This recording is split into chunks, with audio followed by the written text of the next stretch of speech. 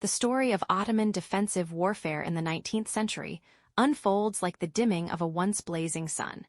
Its final light refracted through new steel, new ideas, and the stubborn will to endure as the empire itself seemed to hover between memory and dissolution. In the age of the Janissaries, Ottoman strength had rested on discipline forged in tradition, on tightly ordered ranks of infantry whose firearms and tactics, though formidable in their time, belonged to a world where battle was still a matter of cohesion, morale, and shock. Fortifications existed, of course, but they were often secondary to the confidence placed in standing formations and the psychological weight of imperial power.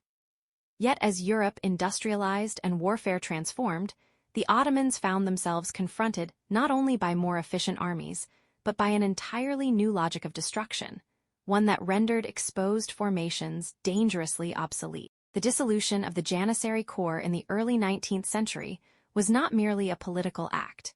It marked the symbolic end of an era in which continuity had outweighed adaptation, and it opened a difficult, uneven path toward modernization that would only fully reveal its consequences decades later on the blood-soaked fields of the Russo-Turkish War. By 1877, at Plevna, this long transition reached a dramatic and unexpected culmination under the command of Osman Pasha, whose defense would transform the battlefield into something eerily anticipatory of the Great War. The Ottomans who entrenched themselves there were no longer the soldiers of ceremonial drill and rigid line, but men armed with breech-loading rifles, Peabody-Martinis, and Mausers, capable of delivering rapid, accurate fire at ranges that made traditional assaults suicidal. These weapons did more than increase lethality.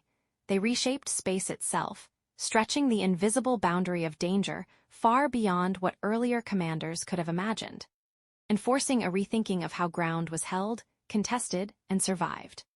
Osman Pasha understood this intuitively, and instead of relying on static fortresses or linear defense, he turned the very earth into a weapon, carving trenches, redoubts, and layered earthworks into the hills around Plevna, creating a defensive network that absorbed and redistributed the violence of modern firepower. The result was not merely resistance, but a kind of tactical metamorphosis. Russian forces, advancing with expectations rooted in earlier wars, found themselves trapped in a deadly geometry of overlapping fields of fire, their columns shredded before they could close, their momentum collapsing into confusion and attrition. The battlefield became a landscape of concealment and sudden death, where visibility was fragmented and the line between offense and defense blurred into a prolonged, grinding contest of endurance. There was something profoundly cinematic in this transformation, as if the empire, aware of its own fading grandeur, chose this moment to reveal a final, defiant mastery of adaptation, turning weakness into ingenuity and delay into strategy. Yet beneath this brilliance lay the deeper truth of the Ottoman twilight.